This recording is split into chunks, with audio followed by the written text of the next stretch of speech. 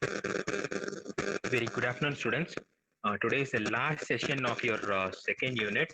So we will be discussing about tin and grid data models in this session, and we will have a revision of the entire second unit. And as you guys are having your internal assessment exams next week, so please concentrate on the studies and try to get good internal marks. Okay. So we will move on to the session. So far we have completed all the what is a database, what is a relational object oriented database, what are ER diagrams, okay, what are the spatial data models, what are the raster data models, what are the various raster data structure, and what is the difference between raster data structure and raster data compression techniques, and what are the various vector data structures, and the comparison of raster and vector models. Okay, so from this unit the expected question for university or for internal exams will be either raster data model or vector data model, and raster data structure or vector data structure, or else the comparison between raster and vector models. Okay, so these three will be your important part B question. In rare cases, database and relational database will be asked.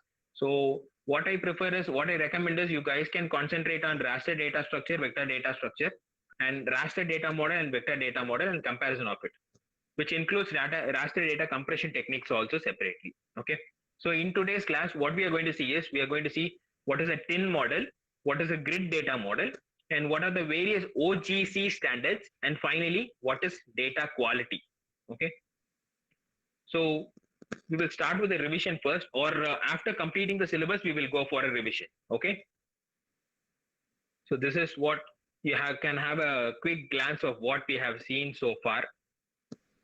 What is DBMS, relational DBMS, primary key, foreign key, joins, relational joins, normal joins, and difference between relational and object-oriented databases, what is a data structure, and what are the various types of data structures,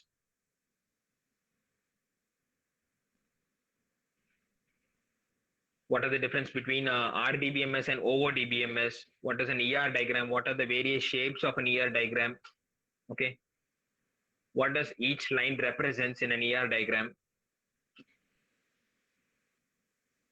what is spatial data structure, what are raster data models, what is cell by cell value, and what are those various encoding techniques available, what is cell by cell encoding, run length encoding.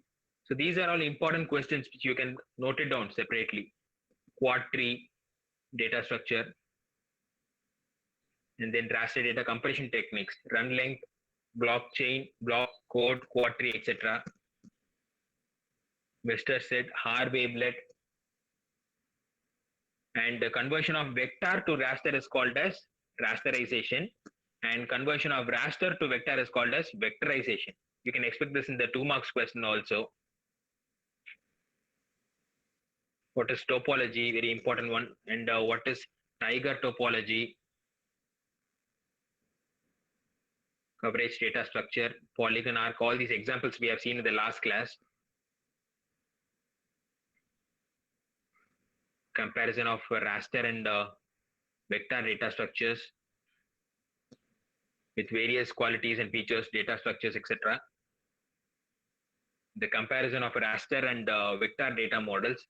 I have given few points related common to that, like models, data structure, storage, data conversions, access, analysis, accuracy, advantages and disadvantages, visualization and output. These are the common features or common properties based on which you can write the raster model or vector model. If you study this one entire question itself, comparison between raster and vector model itself, you can attend 3 questions, which is raster data model separately or vector data model separately, or comparison between raster and vector model. You can elaborate it in a brief manner. Okay. So today's class, we will be starting with the tin data model. So from first unit, we have been seeing this tin data model. So what is this tin data model? So let's see that. Tin is nothing but it is elaborated as triangulated irregular network. Okay, triangulated irregular network. So when does this tin comes into place, or why does this tin is so useful? It means that whenever the word itself tells us it is an irregular network, correct? So we know that Earth is not a smooth surface. So when Earth is not a smooth surface, there are so much irregular shapes, ups and downs in the Earth. So how can those data or how can those objects be represented in an image? Okay, so that's why triangulated irregular network comes into place. Okay, so what we are trying to do is we are trying to represent, for example, let's take a mountain. A huge mountain is being represented by means of a series or combination of triangles. Okay, that is actually called as triangulated irregular network. Okay, to be very clear. Okay, so in this triangulated irregular network, there are various types and various formats of how we can represent a data in a triangulated irregular network. Okay, but in general, a tin is a data structure. Okay, that defines geographic space as a set of contiguous, okay, contiguous and overlapping triangles. Okay, where does the concept of overlapping comes is when we are trying to show the height of a mountain or a height of any object. So we can't show it in a single triangle. So mountain is a huge amount of space, huge amount of land spatial data. So it cannot be represented in a single triangle. So there will be overlapping of triangles available in while representing those kinds of objects. Okay. So these objects may vary in size or in angular portion also. Okay. And similar to grid is what is grid? Grid data model is nothing but raster data model. Correct. So raster data model has been represented in a grid format. Correct. So like grid, tin is also used in to represent surfaces such as elevation, and be created directly from files also of same points. Okay, with the same points itself, like similar to a grid data structure, I mean grid data model, tin can also be represented with the help of triangles. Okay, so here a structure of tin data model. So here they are using both points, edges as well as faces. It is also in vector format. It is called as points, lines, and polygons. Simple as that. Yes. So here points, lines, and polygons are also used for structurizing the spatial data in a tin data model. Okay. So what is tin? It is actually a data structure. Okay. It represents the irregular networks or irregular data objects of all the geographic space, which has a set of contiguous and non-overlapping triangles. Okay. And each triangle will not be the same size, but it will vary in a size and angular portion also. Okay, and similar to grid, we can represent all the data in tin format also. Okay, so the tin data structure is defined by two elements actually. Okay, a set of input points like x, y, and z. Okay, like x, y, and z, it has been represented, and also with a series of edges connecting these points to form a triangle. Okay, like 3 points x, y, and z, and a series of edges connecting these points to form a triangle. Okay, so each input becomes the node of a triangle. Okay, every input point becomes a node of a triangle in this tin structure. So why are we representing it in a tin structure is that any shape or any polygon can be represented using a triangle or can be represented by means of a combination of triangles. Is that clear? So each input becomes a node in this triangle. Okay, so that's very important. The triangles are actually constructed according to a mathematical technique called as Delaunay triangulation. Okay, it is called as Delaunay triangulation. Okay, so here you can see that the triangle numbers of each adjacent triangles, there are three nodes, and xy coordinate and z coordinates are the 3 points representing a object or any shape, and those 3 points are combined together or connected together by means of edges. So that's how we create a triangle in any point of view. Okay, so you can see an image of an irregular object. Okay, and you can see how multiple combinations of triangles is being combined over there. Okay, so for each triangle there is a tin record available separately. Okay, for each triangle there are three points or three nodes, which is x, y, and z, or other terms called as coordinates, and each three nodes is being combined together by means of a edge. Okay, So there are two kinds of edges. One is hard edge and one is soft edge. I'll tell you what is that. So actually in triangulation method can be created by three types. Okay. So first one is very important, Delaunay method. Okay. So first one is Delaunay triangulation method. Okay. So what is Delaunay triangulation method? Okay. I'll tell you that. So this is actually Delaunay triangle method. So I'll tell you very simple in a very simple manner. Okay. So we have to represent an irregular object by means of a several combination of triangles. Okay. Got it? Simple. So we are going to use multiple triangles to combine and to create or to represent a spatial object. Okay. So that is our main task. Okay. In the STIN model. But in Delaunay method, there is one condition. Okay. Can you see a circle in the red color shape over there? Okay, so what it means that we have to connect all the three dots or all the three nodes of a particular triangle in order to form a perfect circle. Okay, so even if it is an equilateral triangle or non-equilateral triangle or right angle triangle, that is not an issue. But while trying to create a circle with all the three nodes has to be touching those perimeter of that circle. Let's assume that the circle is imaginary.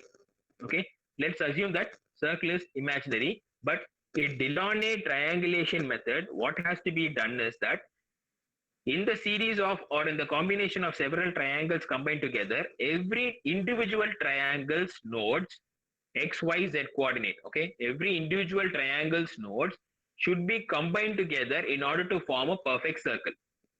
Okay, so that is called as Delaunay method. Okay, not only on this one, also in several, not only in a single triangle, almost all the triangles should be available inside a particular circle. Not the circles may differ in size or shape.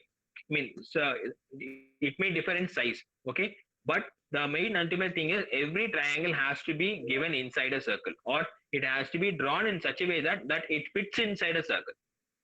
Is that clear? So that is how we can create a Delaunay method in triangulation data model. Okay, so this is very important. So this is your Delaunay method. Okay, and the second one is important points method. The second one is important points method. So this is also done in using raster method actually.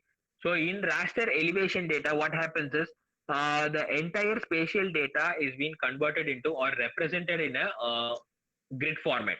Okay, so in that grid format, we will be dividing every segment into a particular cell. Okay, or the entire spatial data is being divided into a cell by cell encoding process, correct, or cell by cell division process. Okay, so what happens is we are going to have some specific or particular landmarks, okay, in every cell. Okay, we are going to have some particular landmarks in every cell, or let's assume that particular points in every cell. Okay, so there is no proper algorithm or proper procedure to note these are the important points or these are not the important points, nothing like that. So for a cell, we know that all the details of a particular cell is being loaded in that cell itself or saved in that cell itself. So a particular cell consists of all the features, all the properties, all the data related to that cell alone. So from those features, we can select one particular point. Okay, so that particular point of every cell is being interconnected. Okay, how it is interconnected? Using triangles. So we are connecting, or we are assuming, or we are taking the nodes as the important points available in every cell. In few cells, there may be one or two important points or important nodes. In few cells, every cell should definitely have at least one or two, at least one node in order to connect it together. Okay, so that's how we create a data model using important point method. Okay, so first one is Delaunay triangulation method, and second one is important points method. I'll show a diagrammatic representation. Yeah, this is one example for your important points method. So here what it done is you can see that in first scale we have approximately 6 cross 6 matrix. So 36 cells are available in that one. So those 36 cells is being marked with several important points or important features or landmarks. Okay. So when that is being reduced to 4 cross 4 matrix or 4 cross 4 cells together, all the red points or all the red nodes are combined together in a triangulated method and finally represented in a 3 cross 3 matrix. Can you see that one? So how the data is being, so scale 1, scale 3, scale 2, all three are combined together, and finally in scale 2 dimension it has been given as the output with multiple combinations of triangle in a important point data model format. Okay, so the first one is Delaunay triangulation, second one is important points method. Okay, and the third one is adaptive densification method. Okay, so this is the third technique or third method available in the tin data structure or tin data model.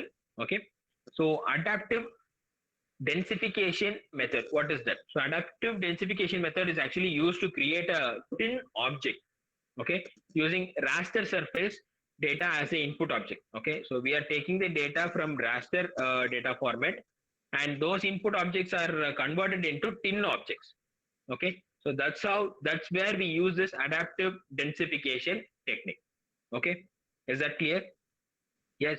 So it actually this technique actually inserts the nodes inside a existing triangle. Already some triangles are available.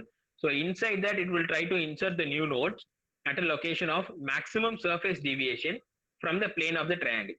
Okay, like for example, if you are trying to represent a hill mountain, okay, so we know that the height and depth of those area are being measured from the average sea level, correct? So if there is an elevation at the peak from the average sea level, so that can be particularly raised by this adaptive densification technique. Okay, so inside a triangle which we are representing in this model, we can add one more node in order to represent a peak or the height of the mountain. For example, I'm saying, okay, so this is where adaptive densification method comes into play. Okay, so these are the three main methods of tin model, and now we are coming on to the components which are available in tin model. Okay, the various components available in tin model. Okay, so there are approximately 5 to 6 components. The first one is nodes. Nodes are nothing but in order to the coordinates or the important points or the objects which acts as a key role in order to form a triangle. Okay, so nodes are the first point or the first component in order to form a triangle. So how are these nodes being connected? So nodes are being connected using straight lines which are called as edges. So edges which connect two nodes are called as, lines which connect two nodes are called as edges. So nodes and edges are called as the main two components of a tin data model. Okay, so in this tin data model, there are again two types of edges. One is hard edges and another one is soft edges. So what is hard edges and the soft edges? Is that when we are having a smooth area, okay, when we are representing a smooth area, then the edges are very easy to represent. So those kinds of things are called as soft edges. Okay, and when we are dealing with rough and tough areas like ups and downs, hill areas or areas with ups and downs, uh, that is being represented using hard edges. Okay, and there are another type of edges called as fault edge, Fault, fault edge. Okay, so what is fault edge is that the spatial data can be represented using a step format, step by step format. Step by step in the sense foot stays are there, right? So whenever a spatial data has been represented in a foot stair format, then it is called as a fault edge. Okay, and of course when the triangles when the nodes and edges are combined together, it forms a triangulated structure. So this triangulated structure has three nodes. Every triangulated structure has three nodes, x, y and z coordinates, with a combination of edges and nodes. Okay, so these triangles are made in such a way that it comes under or it occupies under a common perimeter of a circle. And the next one is called as hulls. Okay, so hulls is nothing but it is formed by one or more polygons contained together. Like for example, the entire set of data points used to construct the tin model, is there, right? So in that we can segregate it into several polygons. Polygons are nothing but multi-shaped or multi-sided shapes. Okay, so those multi-shapes can be combined together. Like for example, you can see a small image in the right side top, okay, where it looks like a combination of series of mountains and a separate island over there. Okay, so you can, this is called as multiple polygons. Okay, so these are called as hulls. Okay, inside or on the edge of the hull polygon, it is possible to interpolate surface z values. Okay, it performs analysis and generates surface which displays the overall spatial objects. Okay, and outside the hull polygon, okay, outside the, inside the hull polygon, the we have seen outside the hull polygon what happens. In outside hull polygon, it is not possible to derive information about the surface at all. Okay, so all the information is available only in the inside only. Okay, so the hull of tin can be formed by one or more polygons which can be non-convex. Okay, so just keep this mind, keep this clear in your mind. Okay, so what are the various components we have seen so far? First one is nodes, second one is edges, third one is triangle, fourth one is hulls, and the last one is break lines. Okay, so what are break lines is, so the edges are called as actually break lines. So just like we have seen, the break lines are of three types: hard, soft, and fault break lines. Okay, so hard break lines are those which defines uh, improper surfaces. Okay, and soft one is direct edges or simple vector formatted images are called as soft break lines. And hard are which is having ups and downs and hill area and depth and elevation in a mountain. So all those comes under a hard break line. And last one, faults. So whenever a spatial data has been or a geological fault is there and it has been represented in a what to say, staircase manner or a stair step manner, so that is called as a faulty representation. Okay, so that will be considered as a fault because there won't be any structure available like that in the earth's perimeter, right? So either it will be an elevation or an inclination. Okay, so this is called as fault break lines. Okay, so these are the various components available in the tin data model. So with this, the tin data model gets over. Okay, actually, and the last point I want to say is that the tin model is a vector data model which is stored using the relational attribute table. Okay, so a tin data set contains of three basic attribute tables. Okay, just like we have seen in the last class, the arc table, the point table, and the polygon table. Okay, so arc attribute table that contains length and from node and node and which has from node and to node of all the edges of a respective triangle. Okay, so for example, I will tell you if there is an image. Okay, is there any image over here? Okay, so let us assume.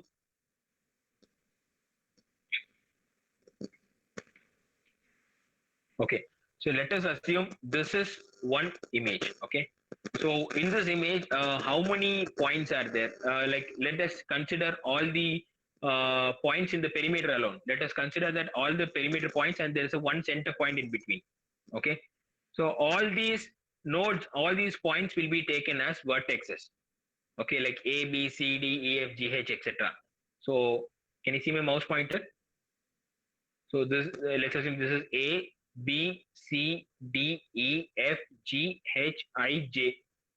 And if there is one node in the center, K, let it be K. So from A to K, there are several number of nodes available or vertex available.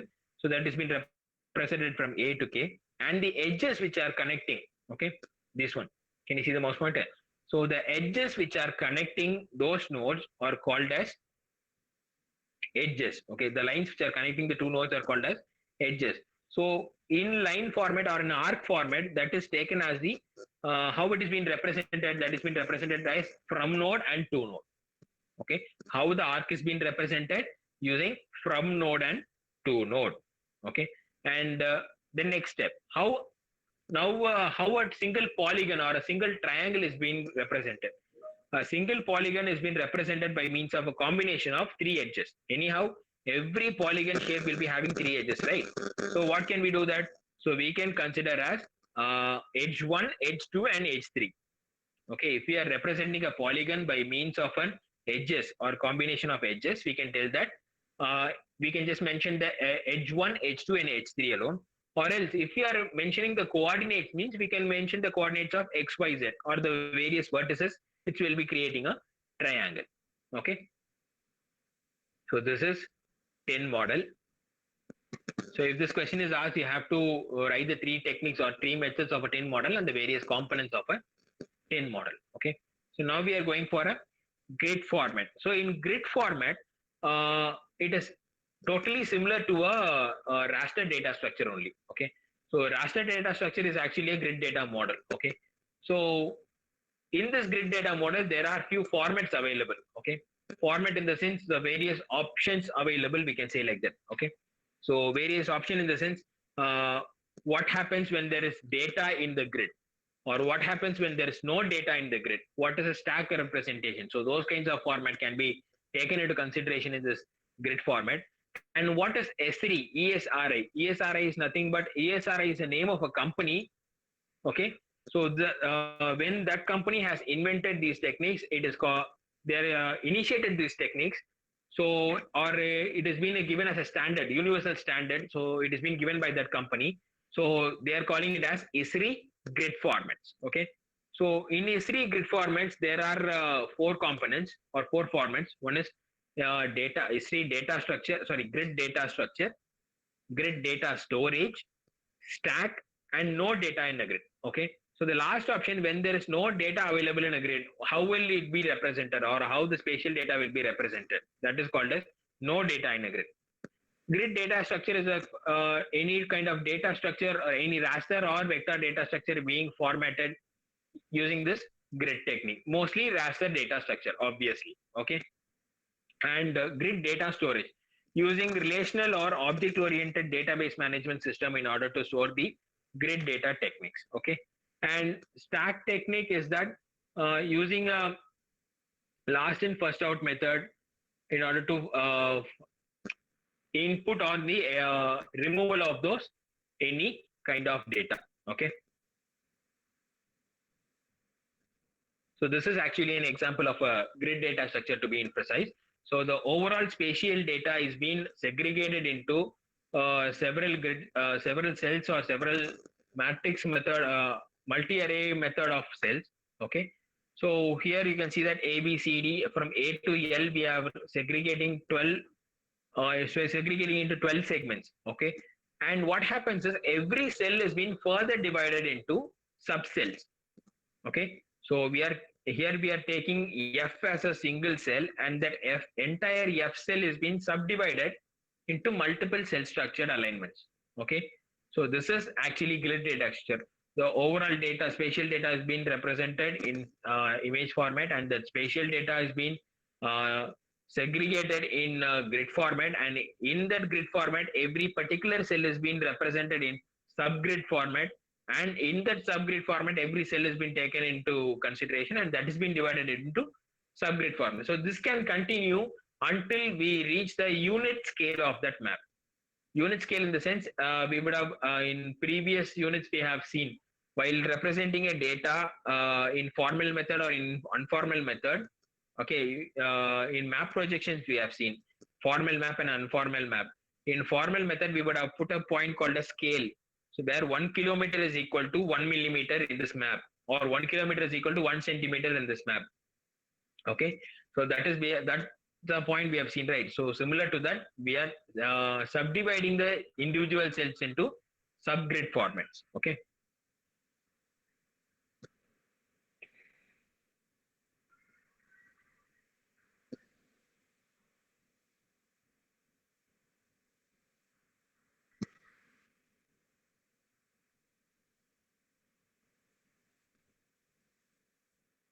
Okay, so these grid data formats are actually represented in a VAT table. I mean, VAT format. VAT is nothing but values, attributes, and table.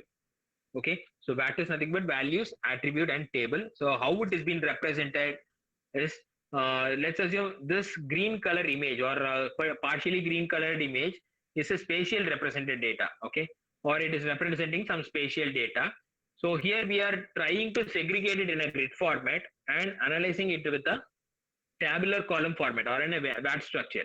So here VAT consists of the values, attributes, and the table format. Okay, so here let's assume every cell or every type of color is being mapped with a single value.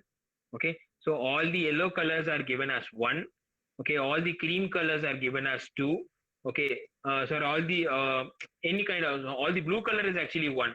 Okay, all the light green color is 2, all the yellow color is 3, dark green color is 4, and the cream color is 5. These are the values assigned by us in order to segregate each color separately. Okay, and the next one is a count. How many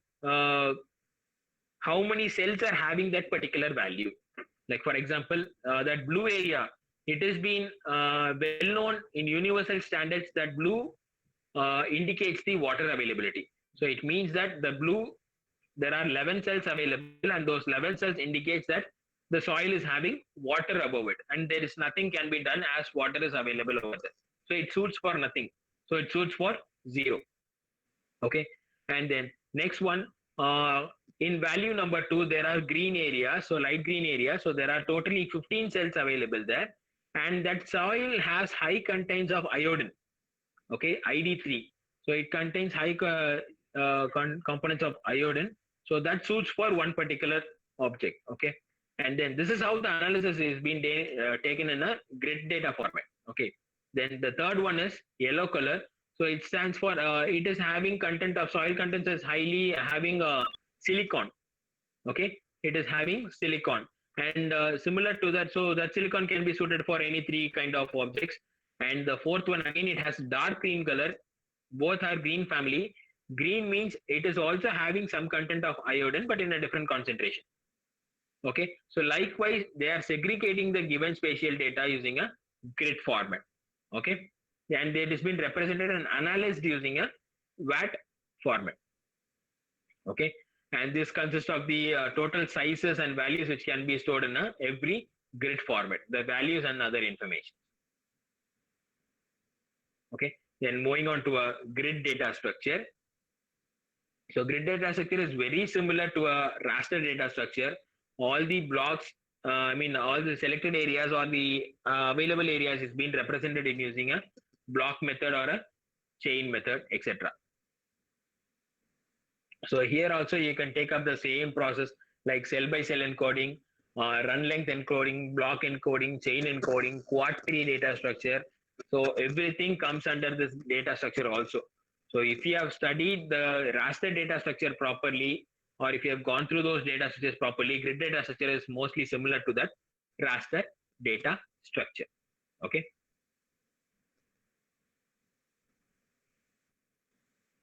Okay.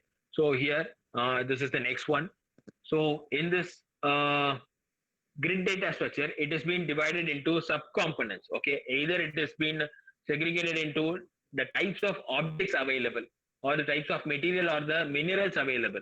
Okay, so like for example, any spatial data will be consisting of soil area, vegetative area, or a road transportation area. Okay, so how these areas are being subdivided. Okay, so how these areas have been subdivided is called as, there are, can you see the last line in the tree diagram? BND, HDR, STA, VAT, W001, okay. So these kinds are nothing but these are the various grid formats which are in implementation in this real life, in this day-to-day life, okay. So what happens is that the information which has been contained in any table, okay, it has been accessible by several components, and the user should provide all these available data. Okay, so what is this BND, what is this HDR, what is this VAT, STA? I will show it in a first a diagrammatic representation to you guys.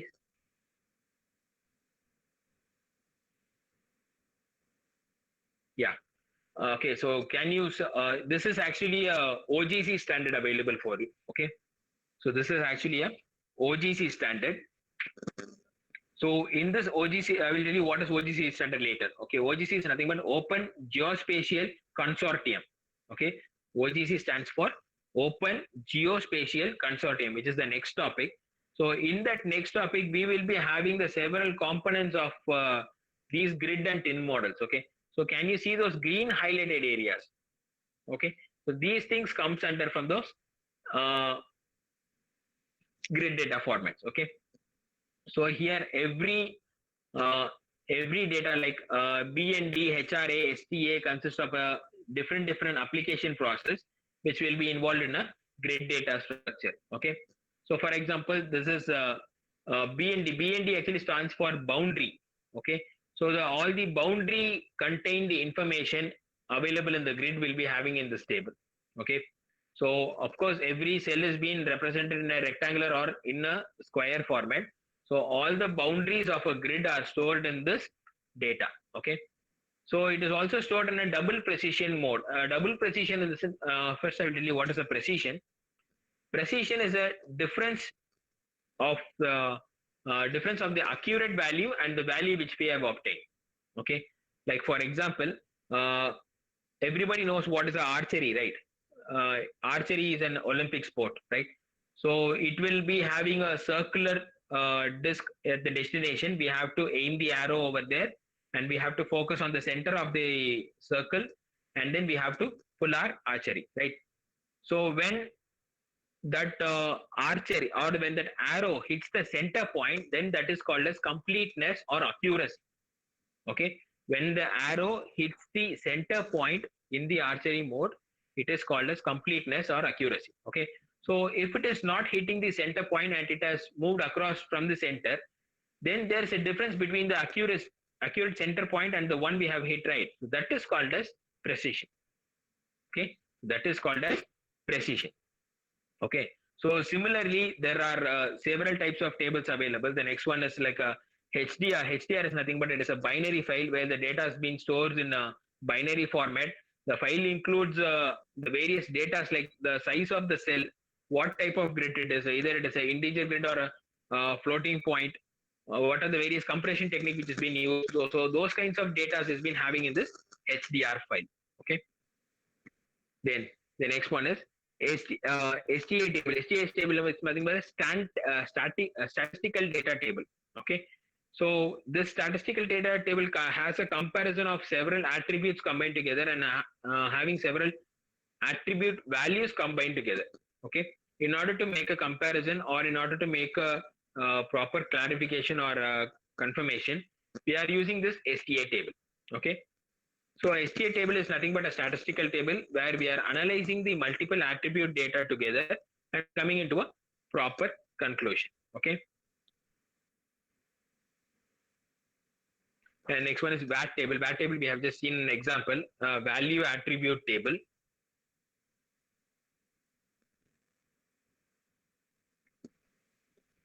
So these are tile files and log files or other type of destination.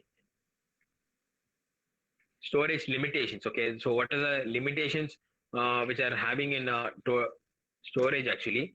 So a total is approximately around 10,000 spaces can be 10,000 data or 10,000 cells can be given in a single grid. Okay, and approximately 13 to 14 layers of data can be combined over here, which is a multi-band grid is allowed over here, which is having a maximum of 9 characters. 9 characters is nothing but 9 bands. Okay.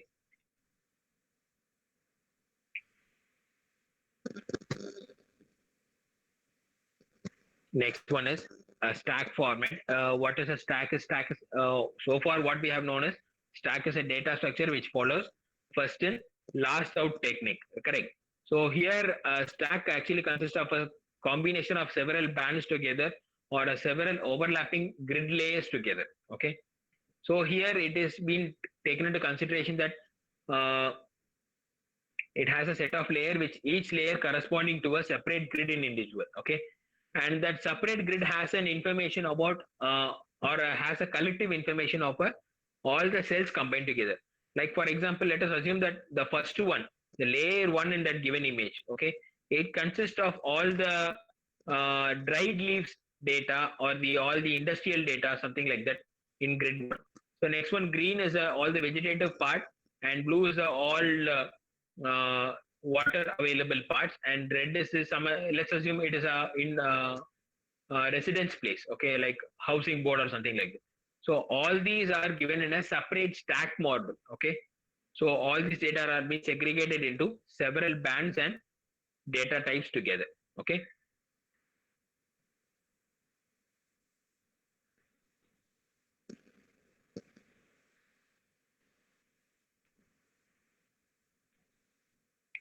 Okay, so this is how actually a stack is being represented. So when there is a overlapping of multiple layers, so you can see that in a particular layer or in a particular area where almost all objects, like for example, in a particular cell, there may be vegetative land, industrial land, water area, and residential house all available in a single cell. Correct. So that cell can be also represented in a stack data structure format. Okay. So one after the other.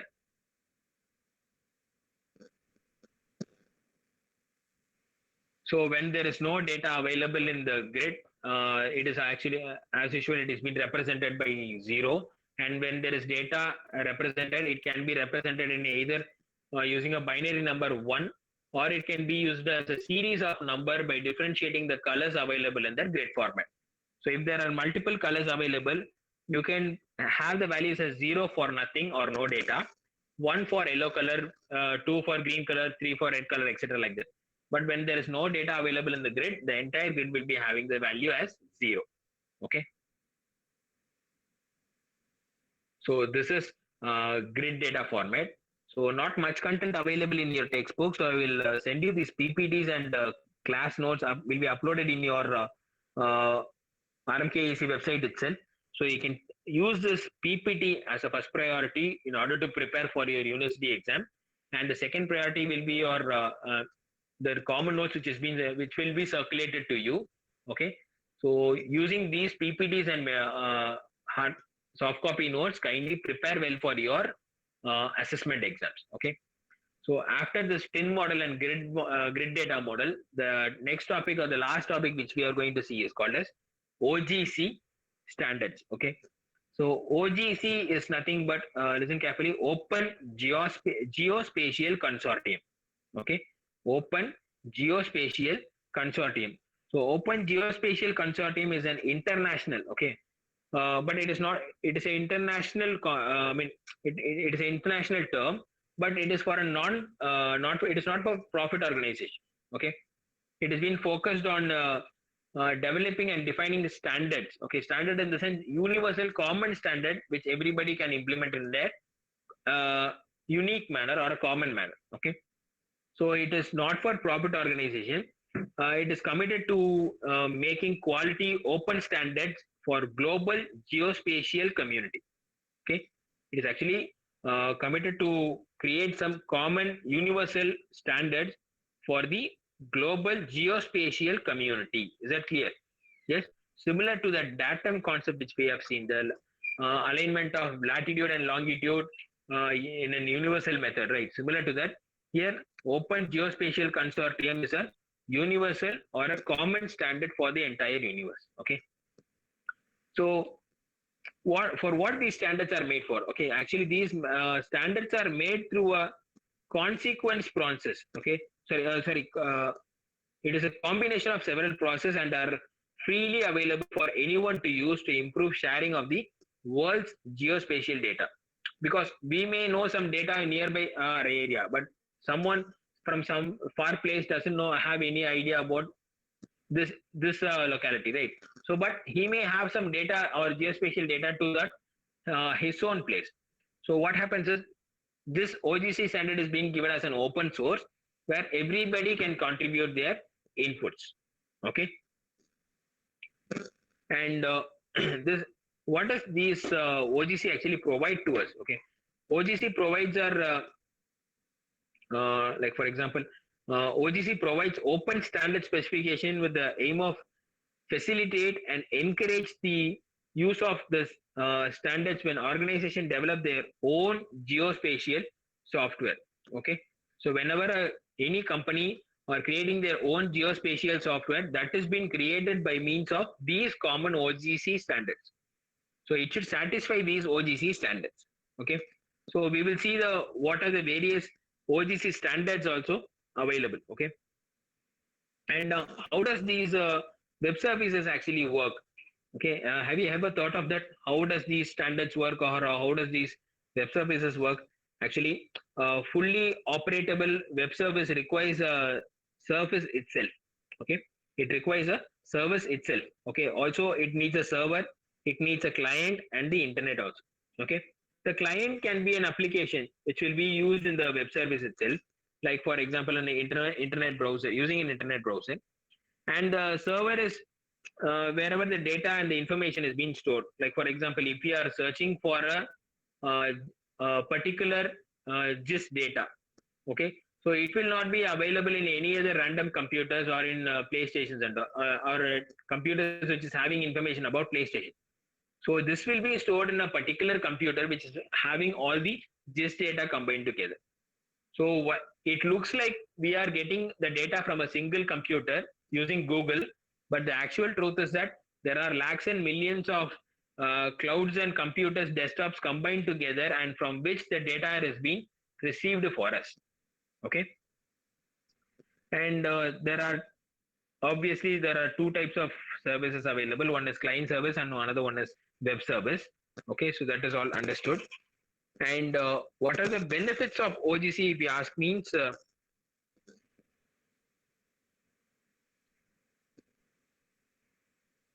okay. So what are the what are the benefits of OGC, if you ask, means interoperability is a term. Interoperability of geospatial data and reduced fragmentation in its data delivery is being done. Okay, so that is one benefit, huge benefit of this OGC standard. Okay, what is OGC? OGC is nothing but Open Geospatial Consortium. So in that Open Geospatial Consortium, we are seeing what are the various types of services available and how does these services actually work. And the benefit of the OGC is nothing but interoperability of geospatial data and reduced fragmentation in data delivery. Okay,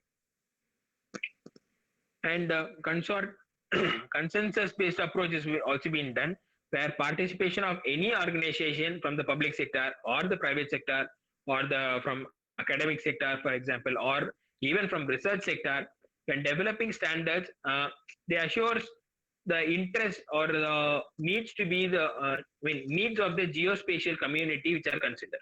Okay, so when we are trying to create a new standard, then we have to follow all these existing standard in such a way that it doesn't affect that or it doesn't lead to any data loss at all. Okay, so that is one main benefit of this OGC. So wherever in this universe you are, you want to create a standard, we have to follow these guidelines, which will help us to go in the same track and not in a different track. Okay. Sorry. And this OGC standard has been segregated into three basic techniques. One is publish, another one is find, and another one is bind. Okay. So publish is nothing but the whatever standard which we are created, which has been, we are publishing it or we are releasing it to the entire universe or entire world. Okay, so that is called as publish. And find is nothing but when we are trying to identify any resource, particular resource, we are looking for those resources. Okay, so when we are looking for those resources will be occupied separately. So that is called as find operation. This find operation has been run in a runtime only, not in compile time. It has been run in the runtime only. And not only find, bind is also done in the same runtime process itself. Okay, so what is this bind is that, so when you are looking for any particular object or any particular spatial data, so when that data has been identified, okay, so that is being binded to you guys. Okay, so that process is called as bind, or that has been connected to you guys. Okay, so if you want a clear explanation, I will tell you with while you guys are browsing. Okay, so while you guys are browsing, like for example, or let's take the best example, the Google Map itself. Okay, so you are looking for a super restaurant, for your parents' anniversary. Okay, you want to book a restaurant for your parents' anniversary. Okay, so while you're looking in a Google Map, okay, so while you're looking in a Google Map, while you're using some filters, okay, some classy restaurants or some old classy restaurants or some innovative restaurants or restaurants with robots. So likewise, when you're searching and using some filters, you will be getting some kind of results. Okay, so that is using find operation. Okay, so first is publishing. You are publishing the required data, and next process is find. You are looking for the hotels or the restaurants, and when you are selecting particular hotel, okay, when you are selecting particular, let it be Le Meridien or Taj, any hotel you guys want to select me. When you select that particular hotel, what happens? That gives us a separate information about that hotel. Like the main thing is the opening and closing time, reservation is there or not, okay, the availability of the tables, and one most important is the table menu card. Even the menu card is available when you are clicking that particular hotel in a what in a Google Map. Okay, so everything is available using that website, using that contact number, everything is available in a Google Map. So this is how publish, find, bind work combined together in a OGC geoprocessing standard framework. Okay, this is actually a web service framework. Okay, and now moving on to the various GIS data standards. Okay, so now we are going to see what are the various data standards. I will also give you a list of various geo standards, OGC standards in your class notes also, not to worry. Okay, so these are some current geographical information standards available. Okay, so these were taken from the resources of internet. Okay, but I will give you a list of OGC standards which is available in your prescribed authors also. Like for example, there are n number of standards which is like example, web map services is there, which is called as WMS. Okay, web map services, then web feature services, web coverage services. So with one term itself, you can have multiple, you can easily remember all those components. Like this, I'm saying. So what are the components I've said so far? Web map services I have said, web feature services, web coverage services, web processing services, and web map context, and then web map tile services, and there are actually several like Geo AP one is there, Geo SMS one is there. Sorry, Open Geo SMS is there.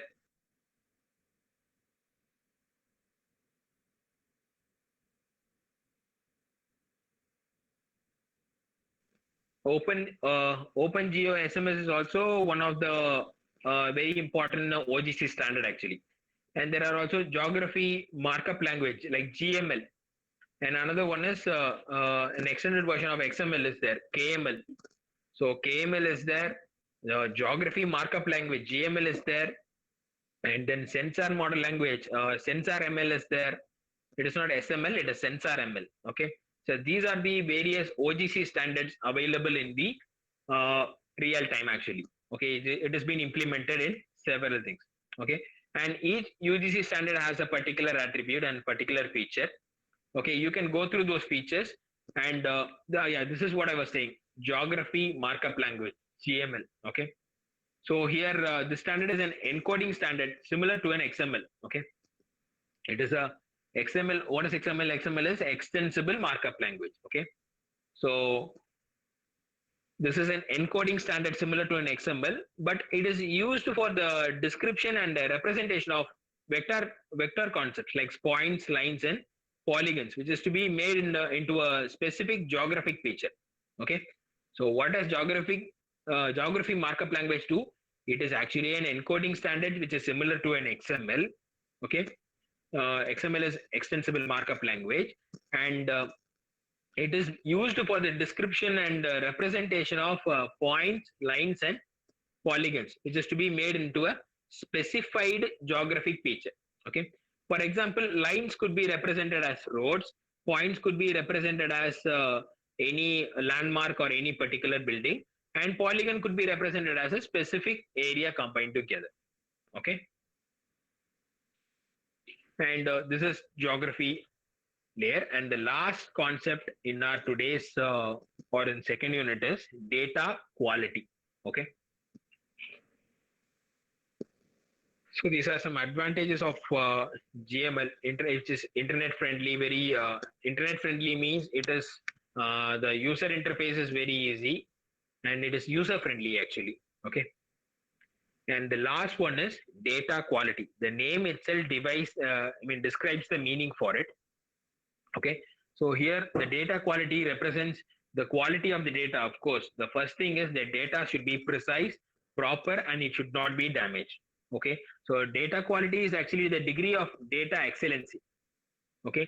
That satisfies the given objective actually. Okay. So in other words, what to say? The data must be complete. It should not be incomplete. Okay. So the completeness of those attributes in order to achieve the given task can be termed as data quality. Okay. So this is one term. And the data which is created from different channels, okay, with different technique can have discrepancies in terms of resolution, orientation, and displacement also.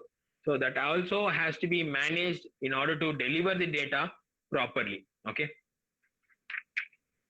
And actually, the main what to say, the main feature or the main uh, what to say, it is not an advantage.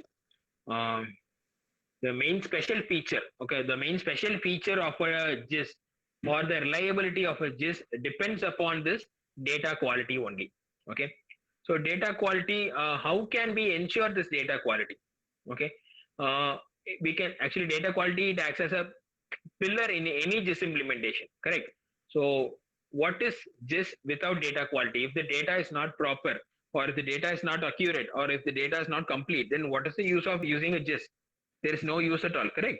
So the main ultimate thing is that we have to what to say, we have to maintain the quality of the data with high standards. Okay.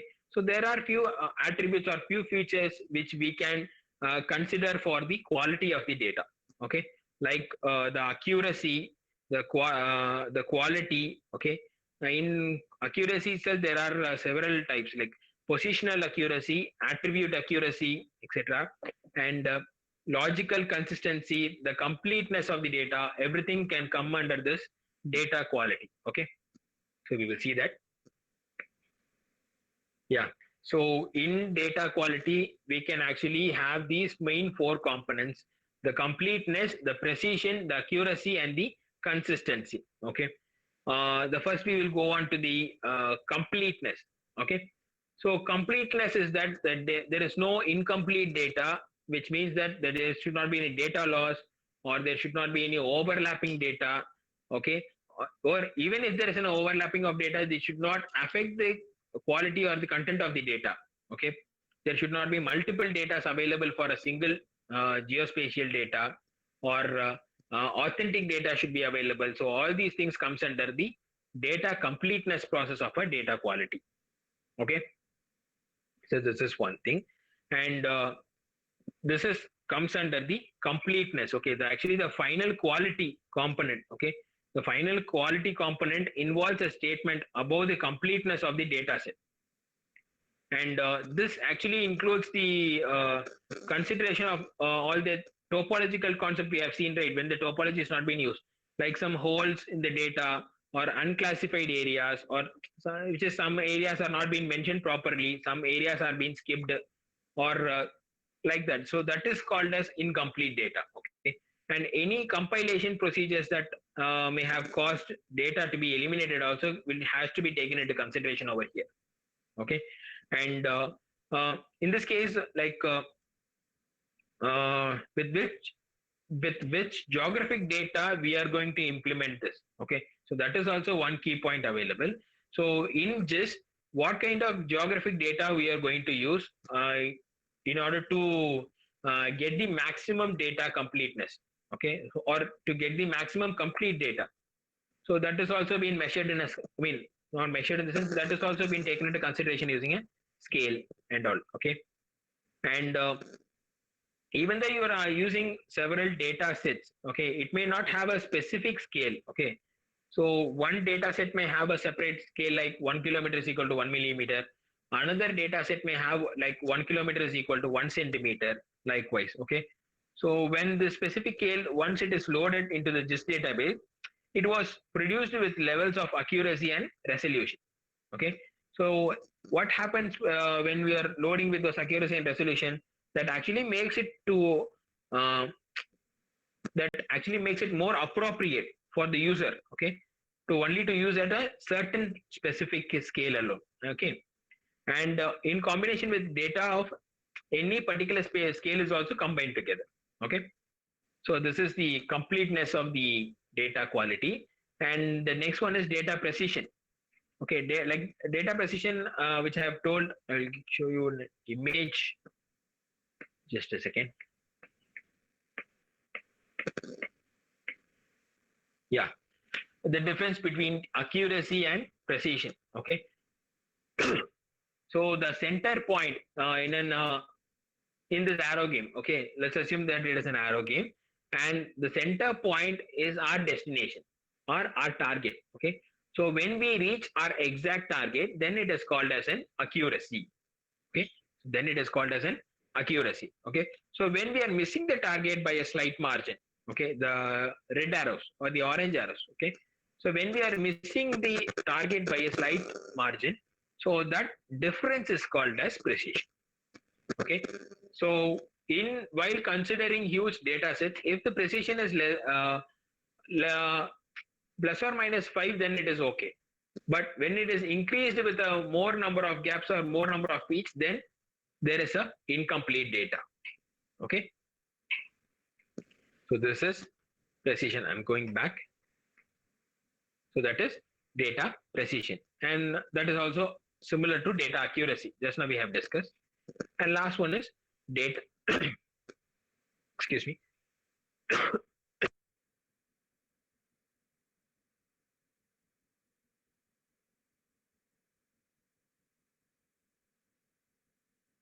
Yeah, sorry.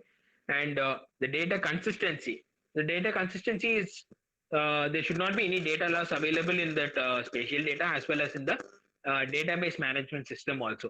Okay, so it can be termed as the absence of conflicts in a particular database. Okay, so there should not be any conflict, like there should not be repetition of data in multiple databases. That's what they're trying to say. So that will increase the quality of the data standards which is available in GIST. Okay, so these are the various data quality segments available. The key points you have to take into consideration is data completeness, data precision, data accuracy, and data consistency. Okay, I really wonder or really expect at least 40 to 50 students are taking notes and listening carefully, because after this data quality concept, we are going to have a full second unit revision. Okay, so please be online itself and don't leave the calls. Okay, and the next topic or the last topic is the sources of spatial data discrepancies. Okay, what are the various sources or from where the data sources is being obtained. Okay, so the data information exchange is actually basically the information about the data or metadata which has been provided by the client to the organization. The data about the data. Okay, so data information exchange is that we are going to exchange the data about the data with multiple data sets or multiple databases. Okay, so here in sources of spatial data discrepancies, metadata is also one of the subtype. Okay, like type and source, like data which has been captured data, cartographic effects. Okay, the transferring of data information, everything will be coming into consideration. Okay, so here it is data information exchange. Okay, and then next, like I told you, it is type and sources. Then data capture will be there, then cartographic effect will be there. Yeah, this data capture is here, then cartographic effect will be there, then data transfer will be there, then metadata will be there. Metadata, you know, the data about the data. So these are the various resources from which we can take the sources of the spatial data. Okay, So here we have to take into consideration of all the data or all the data about the data is also available. Okay. So I hope you can understand so far what we have discussed. Yes. And this is type and source data. And in this type and source data, actually the data type and the source must be evaluated in order to get a appropriate data value. Okay. There are many spatial data formats and each one of them is having some beneficiary elements as well as some drawbacks also. Everything. Okay. We should have utilize the advantages alone. Okay. We should use the beneficiaries alone in that one. Okay. And next one is the data capture. So in data capture, actually the ArcGIS software has been taken into consideration over here. Okay. So here, what happens is there are many tools that are being incorporated in manual skills alone. Okay. So in order to capture the data using the various software, okay. So that is being done over here. That is data capture. And not only ArcGIS, there are several tools available, and some applications are GeoBD and then ArcGIS, ArcTool. So these are some application software through which we can capture the data from various resources which we have got from the previous models and all using metadata or through data information exchange or type and sources. The data which are being received from those above components are being captured in this segment. Okay. So what are the various sources of spatial data discrepancy? If it has been asked in 2 mark, okay. In rare cases, if it has been asked in a 2 mark question, okay, I repeat, sources of spatial data discrepancy. Okay, then the thing you have to, or the list which you have to give is totally there are 6 concepts. Okay, so one is data information exchange, another one is type and source, and another one is data capture, and another one is cartographic effect, and the last two are data transfer and the metadata. Okay, so here so far we have seen data information exchange, type and source, and data capture, and the next one is cartographic exchange. Okay, so cartographic exchange is that after capturing the data, this is all step by step process only which we are going. So after capturing a particular data, some cartographic effect will be there, like symbology or some pattern or some colors, or some orientation or some size. Any discomfort will be there in these things. Okay, cartographic is what I hope you guys know what is a cartographic. We have seen in the last unit itself. Like taking a map, a hard copy of a map into consideration, and scanning the entire map and making it in a soft copy, and pointing out the important key features available in those maps. Okay, so that is cartographic expert. So while we are converting the exact map, it doesn't mean that all the 100% of the hard copy of the data will be converted into a, what is it, a soft copy of data. Yes. So there may be some difference in the sizes, or there may scale measurement will be there. The color may be higher or lower, something like that. The pattern or something, some orientation can change. So these all things can happen. This all has to be taken into consideration. So this all comes under this point, cartographic effect. Okay, either the color pattern or the orientation or the size according to that one. Okay, and after this cartographic effect, the data transfer technique is there. So first one is data information exchange, next one is type and source, next one is data capture, and sorry, next one is cartographic effect, and the next one is data transfer. Okay, so we know that some discrepancy will be there in the data. Okay, so while transferring the data, also that discrepancy is possible. So while conversion or while transferring the data, also some discrepancies may happen. So there is a possibility of data loss also. Okay, so there is actually no bad data or no good data. Only data is available. Okay, so either you transfer it successfully or you don't transfer at all. Okay, so there are only data which are actually suitable for a specific purpose. So data must be evaluated according to the domain for which it is supposed to be used. Okay, and not for all the transfers should not be used. Okay, yeah, this is the third point. Just now we have said there is no bad or good data. There is only data which are suitable for a specific purpose. Okay, and the last one is of course metadata. So metadata is actually data about data. Okay, so mostly the resources or the sources from which the data is being obtained is called as the metadata. Okay, so as the sources are unique and sources are clear, when we are getting the same sources again and again, the metadata doesn't change. Okay, the metadata doesn't change at all. So there is no need of updating the metadata in a regular format. Okay, sometimes metadata is not updated according to the original features. That's what they're trying to say. Okay, and for example, a few features are edited on some software platform, but the edited information is not updated. Like what they're trying to say is, so in any for let's take for example ArcGIS. So in ArcGIS tool they are giving an update. So in that update, what they're trying to do is they are updating few features, but not all the features. Okay, so while they are updating a few features, there is a possibility of not updating the name or reason for editing behind those things. Some minute details can be missed. Okay, so how can that can be overcome just using this metadata. So while if we are updating the sources of where we have got the data, okay, then we can increase the productivity or the quality of the data. Okay, so these are the 6 sources of spatial data discrepancies. Okay, and these are some techniques or some key points available to improve the quality of the data. Okay, like the same points which we have seen: the accuracy, precision, completeness. Okay, we'll come to that. Yeah, so some data quality improvement techniques which is available.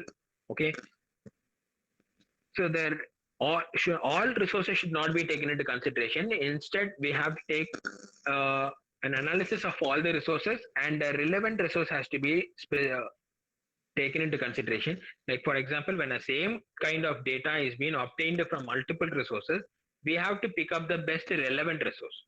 Okay, instead of considering all the resources, we have to pick up the best relevant resource. Okay, and in the origin itself, we have to derive the precision. Precision, like I told you, the difference between the exact accuracy point and the point which we have obtained. Okay, so that has to be derived in early stages. And the testing part of the data quality in each phase of the data capture should be improved. Okay, so that can be as an improvement. Okay, so this is the data quality improvement techniques which is available. This can be rarely asked in a 2-mark question. Okay, and the last topic is that the various quality techniques available, the various accuracies available. So in this two primary attribute characterized data quality, one is accuracy and another one is precision. Okay, so for example, I will tell you the difference between accuracy and precision. Like for example, if 80% of all the points are within plus or 5 minus meters of their true location, then it is called as accuracy. So hardly plus or minus 5 points can be given for that. But when there is a huge gap between the complete point or the point which you have plotted, then that will be taken into consideration as a precision technique. Okay, so in this one we are having multiple accuracy topics. Like for example, lineage accuracy is there, positional accuracy is there, attribute accuracy is there, logical consistency is there. Okay, and of course completeness is there. These are the topics which we have seen in that previous topic. Okay, so similar to the same, we are going to see again this with some examples. Okay, so here can you see the how scale is being mentioned over here? Okay, so how a scale is being represented over here. Okay, so here 1 is to 1200 is the scale given away. So and that is the minimum scale.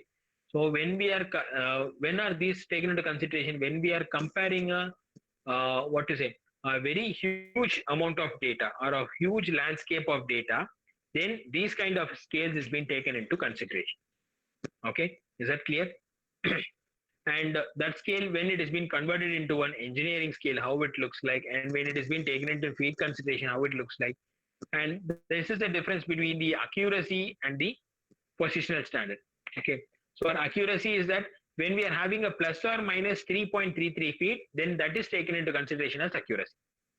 Okay, so as the ratio increases, like can you see the last point, like 1 is to 1 lakh is this given scale. So when there is 1 is to 1 lakh given scale, so then we can consider a huge amount of feet in that one, like plus or minus 166 or 167 feet can be taken into consideration as an accuracy itself, not precision, accuracy itself. Okay, so more than this will be given as the error scale. Okay,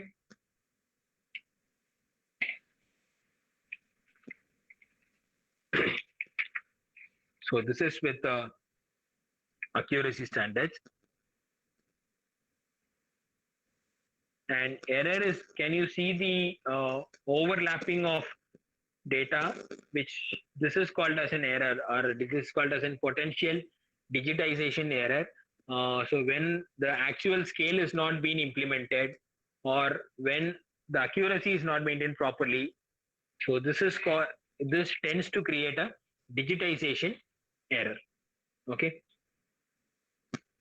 and the various types of accuracies, of course, the positional accuracy and the attribute accuracy. There are positional accuracy is the exact position or the what to say, the identification of the positional accuracy is actually very, very important. Okay, it includes the consideration of inherent error, like the source error and the introduced error.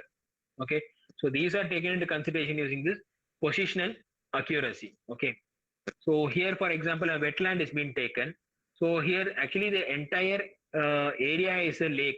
Okay, so it has been covered with some tree particles or some plant particles. Okay, so these position entirely should be taken as a wetland only. Okay, and of course the attribute accuracy. So here, first one was positional accuracy, and this one was attribute accuracy.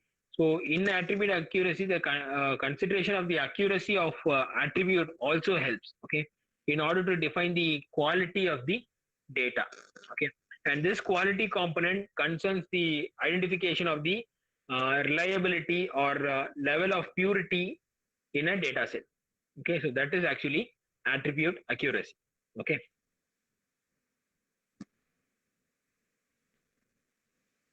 and this is also another type, temporal accuracy. Okay, it actually uh, gives a validity for a data set. Okay, so whenever a data set is being collected, it doesn't mean that that data set should be permanent, or it should be true for an infinite amount of data. So one building today is can be destroyed within few weeks, in the upcoming weeks, right? So whenever the data is being modified, okay, the data which we have received, or the temporal data which we have received, is only temporary. Okay, so based upon those temporal data, we are taking into consideration of the accuracy points. Okay, so those temporal data sets has to be replaced in common intervals in order to increase the accuracy of the data sets. So that is called as temporal accuracy. Okay, I know it is hard for you guys because all these terms are very new to you, and but I assure you that these are very, very easy components, and just one readout of these components you will get it very, very easily, so not to worry. And these components will not be will also be continued in your unit 3, unit 4 also. Okay, so just keep in mind that increase the more internal marks you get, the more better for you guys based upon the current situation. I hope you understand that clearly. So concentrate more for your internal assessment exams in a serious manner. Okay, and this is logical consistency, the logical parts, and last one is completeness of the data completeness. So there should not be any incomplete of the data, there should not be any data loss available, etc., etc. Okay, so with this we have completed the second unit of geographical information system. Okay, and if we have any other queries, we will discuss it later, and we will have a quick revision of the complete second unit for a minute. And I think I have told you about the errors also, which is available in this data quality process. Actually, there are two sources of errors. One is inherent error and another one is operational error. Okay, keep this in mind. So inherent error is the error present in the source document and data. Okay, inheritance concept you have heard, right? So inherent error is the error present in source document or data. So whenever there is an error available in the source document itself, so when we are implementing those data in our subdocuments, then what happens? Obviously, this is also an error data. Okay, so the error is being inherited over here. This is called as inherent error, sorry. And the next error is operational error. Okay, so operational error is actually the amount of error produced through the data capture and manipulation function. Okay, so the data capture and through the data capture and manipulation function, the amount of error which is being produced is called as an operational error. Okay, so what are the various possible sources of operational error is that mislabeling of area. Okay, like for example, a food court should not be marked as a sports ground, correct? Or any misplacement of any horizontal positional boundaries. The positional boundaries like horizontal and vertical spaces should not be overlapped. Okay, it should not be replaced. Okay, and of course the main error is human error. Human error in digitizing format. Okay, so human error can be up to a maximum extent, and that classification of error also could be a problem. Either it is an inherent error or operational error. So this is what all about. Okay, so this is about your complete second unit.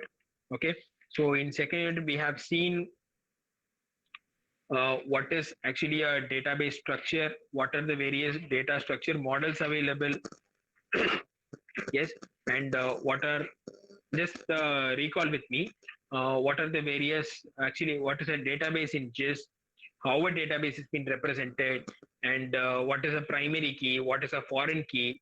Okay, and what will happen if there is no primary key, what is the other name for primary key.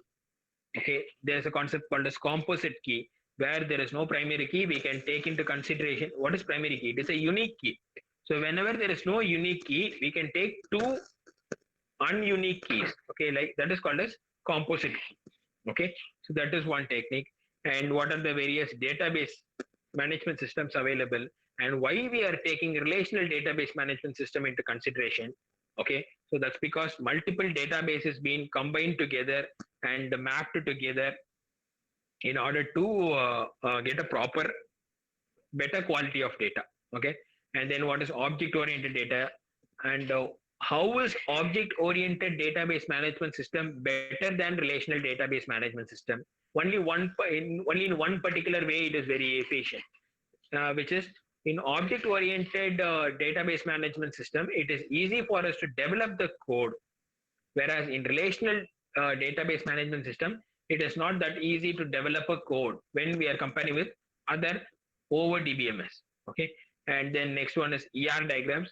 ER diagram is entity relationship diagram, where we are using maximum multiple shapes in order to represent the various entities available in a spatial data, and we are trying to represent those data inside a single particular diagrammatic model. And then what are the when speaking about data model, what are the various two types of data models available? One is inside spatial data model, we have two types of data models. One is raster data model, another one is vector data model. So in that we are having raster data structure and vector data structure. So in raster data structure, we are having raster data compression techniques. So after that, we are in raster data compression techniques, we are having a cell by cell encoding process and uh, run length encoding process, okay, and blockchain encoding process, and block encoding, chain encoding, etc. So after that we are having a comparison between the raster model and the vector models. So like I said in the beginning of the session, if you study the raster versus vector model itself, you will get a clear understanding of raster data model and a vector data model. Okay, and the representation is very important, like the arc polygon, the arc point and polygon representation of any type of data. So that is very, very important. Okay. And the encoding process, like Freeman encoding and chain encoding, quad tree encoding.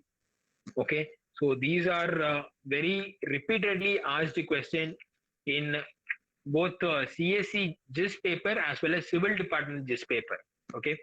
So you guys have to take in those things also into consideration. And topology is also one repeated question in last year exam as well as in last time in almost uh, all these almost in first internal as well as in model exam last academic year we have asked this topology as a very important question. Okay, so topology, that arc node, the three C's, connectivity, contiguity and containment. Okay, and that arc node, line node and polygon representation of topology, that is also taken into huge consideration. Okay, so please concentrate more on these areas. Okay, and how the given graph is being represented using a table format. So if the question is asked with a diagrammatic representation, if an image is being given and that is being told you to convert into a tabular format, try to do that. Else, if they are asking you to develop on your own or just explain it with your own example, then keep in mind that the diagram which we have seen in this PowerPoint presentation, you can use the same diagram and represent it in a table format. But make sure that you are reading the question properly, how they are asking to represent the data. Either they are trying to represent it using a line format or a polygon format or a pointed format. Okay. And then the last one was TIN data model and grid data model with the completion of OGC standard. Okay. So what is OGC? OGC is nothing but Open Geospatial Consortium. Okay. And there is advantage between there's a difference in advantage between the TIN model and the grid model. Okay. So the advantage of TIN model is actually the ability to describe the surface at a different level. Okay. But in grid model, it is easy to store and manipulate the data. And also it is easy to integrate the raster database in a smoother manner. Okay. The natural appearance has been given more in a grid data model rather than in a TIN data model. Okay. But in TIN data model, it is very efficient in storing the data. So these are the advantages of TIN and grid. Okay. And the various disadvantages when compared to TIN and grid are like in many cases in TIN, actually TIN requires visual inspection and manual control of the network as it is a irregular data. Okay, irregular network. But whereas in grid, inability of using various grid sizes gets reflected in the outcome. So when we are using multiple sized grids, then it becomes a problem for us. Okay. So with this, we will wind up today's second unit concept. And students, if you have any doubts or any queries, you can kindly post it in your chat box. And make sure I will send you the link for Google Classroom today. I will create a just Google Classroom, and all the materials will be uploaded in your college website itself. Okay. And all the PPTs and the material notes will come and reach you. Don't worry. And make sure you mark the internal assessment timetable properly and prepare for it. And I will send you the Google Classroom link today in your WhatsApp group. Everybody, please join the Google Classroom. Okay. And students, if you have any doubts, just post your doubts in your chat box. After question and answer session, we can wind up the session. If anybody has any doubts, please put it in the chat box.